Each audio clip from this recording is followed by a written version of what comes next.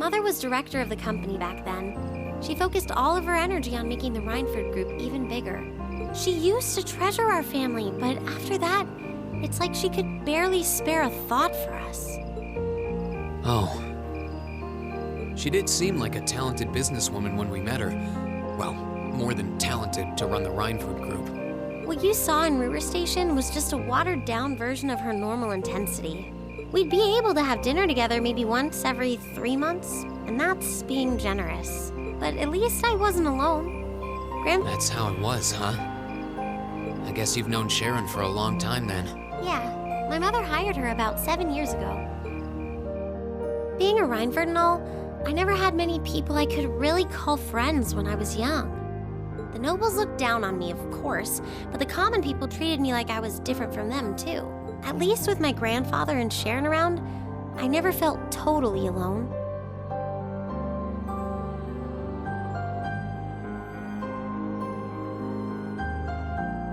Grandfather introduced me to all kinds of different hobbies, like horseback riding and playing the violin. Sharon taught me self-defense and archery, and all the high society etiquette expected of a lady. Meanwhile, my mother kept expanding the company completely against the wishes of my grandfather, the chairman. I see. Though, hasn't Rhineford always been a big industrial company? Kind of, yeah. Even back then, they took on projects in all fields, from steel mills to railway construction to guns and tanks. It's not surprising there are people out there who like to call the company a merchant of death. I can't say I completely agree with that side of the company, but I've never felt embarrassed or ashamed about it. But a few years ago, the Rhineford Group finally went too far. What do you mean? Those 2 railway guns set up in Gorelia Fortress on the eastern edge of the Empire, you know about those, right? Yeah, I've heard of them. They're supposed to have the longest range of any orbital cannon in the world. I've only seen their spec sheets, but the destruction they're capable of is terrifying. Erebonia's still fighting with Calvert over Crossbell, and those guns are capable of targeting any point in Crossbell State. In just a couple hours, they could wipe Crossbell City and its 500,000 citizens off the map. No way. That's way beyond being a weapon of war. More like an instrument of massacre. I couldn't agree more, and neither could my grandfather, who supervised their construction. Even though my mother was the one who signed off on the project, my grandfather regretted it like the decision was his. As he was hesitating over whether to hand them over to the Imperial Army, my mother betrayed him. What? She went behind his back and secured the support of all of Rhineford's major shareholders. Everyone from Ruhr's ruling lord Marquis Ragnar to the top brass of the Imperial Army was on her side. In the face of such overwhelming pressure from all sides, my grandfather was forced to capitulate. He stepped down as chairman, and my mother wasted no time taking his place. That's when my grandfather decided to leave the company entirely. And me. I thought I'd at least have Sharon on my side, but she just did whatever my mother told her to do. It's been 5 years since then already. Oh. I think I get it now.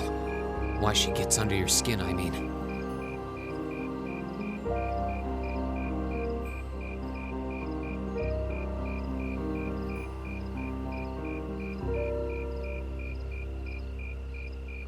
It's not so much what your mother did, but how it ended up tearing your family apart. Yeah. I couldn't believe my mother would betray her own father. I couldn't believe grandfather would take it without fighting back. I couldn't believe Sharon, who'd always supported me, watched it all happen without a word of protest. It really drove it home to me. How big the Rhineford Group was now, and how small I was. I hated realizing it had become so large that corporate interests were stronger than family ties. Looking back, I guess that's when I decided I'd leave home and enroll in the academy.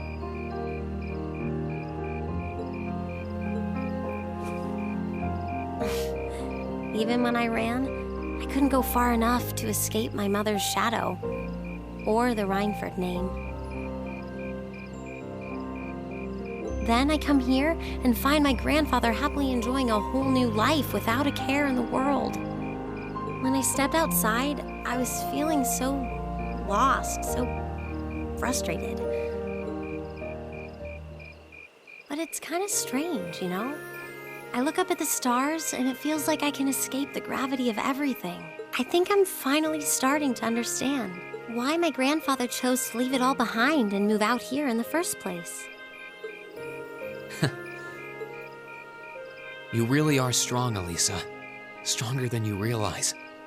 You were finally ready to talk about it. About your family and the company and everything. So, maybe you found what you were looking for to move past that, right? Maybe you're right. But I don't think I would have been able to if I hadn't enrolled at the academy. Meeting everyone in Class 7, the lacrosse club, I'm a better person for it. Your support has already made a difference. So, thanks. Thanks for worrying about me. And thanks for reminding me to look up, not down. Anytime. Though, truth be told, I came to check on you because Emma asked me to. Sorry to ruin the moment. I thought that might be the case.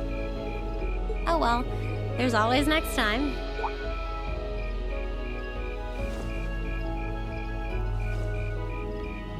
It's kind of strange to hear you tell me I'm strong, because I could say the same thing about you. You always seem to get thrust into the role of leader, someone we can count on to keep us on track. I guess running errands on all my free days is really helping me buckle down. Still, I feel like I've got a long way to go. Especially when I keep running from myself. Huh? Remember back in Celtic? I said that I came to the academy to find myself.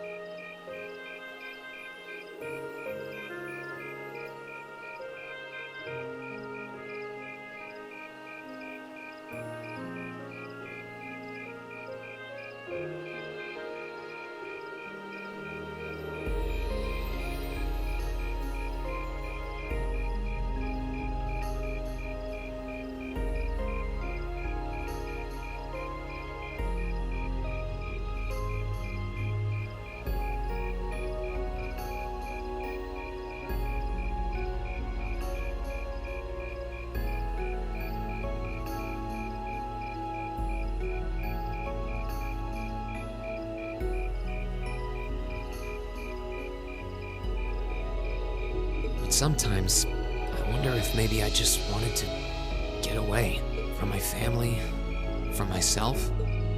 Oh. Do you not get along well with your family? Oh, I do. I'm not their real son, but my parents always loved me like I was. My sister and I, we've had our differences, especially lately, but we still get along pretty well. No, the problem's just with me. Rean.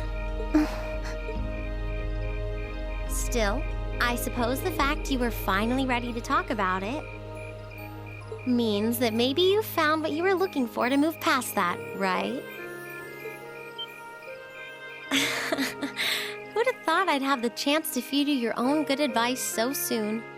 I can't believe you can just say things like that with a straight face. Maybe being on the receiving end every now and then will do you some good. All right, you got me. I admit defeat. But yeah, I guess I'm starting to figure things out in my own way. Maybe enrolling at Thor's was the first thing I'd done right in a long time.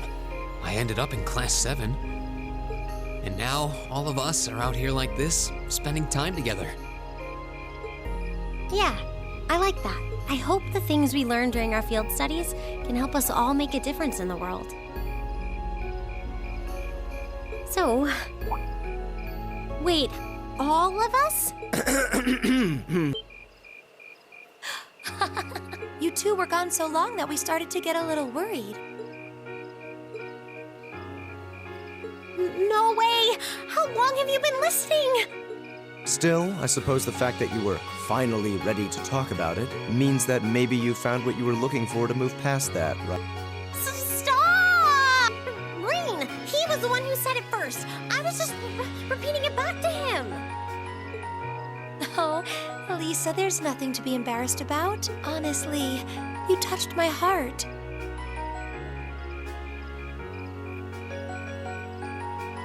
I apologize for eavesdropping on you, but at the same time, I'm kind of glad I did. How did I end up in the middle of this anyway? Fine, if that's how you want to play it. None of you are getting any sleep until you've shared all your most embarrassing secrets. What? I don't... You wish. Seems like you did well. Honestly, I feel like she helped me more than I helped her. Hey, guys? This is a really beautiful place. Yeah, ain't it?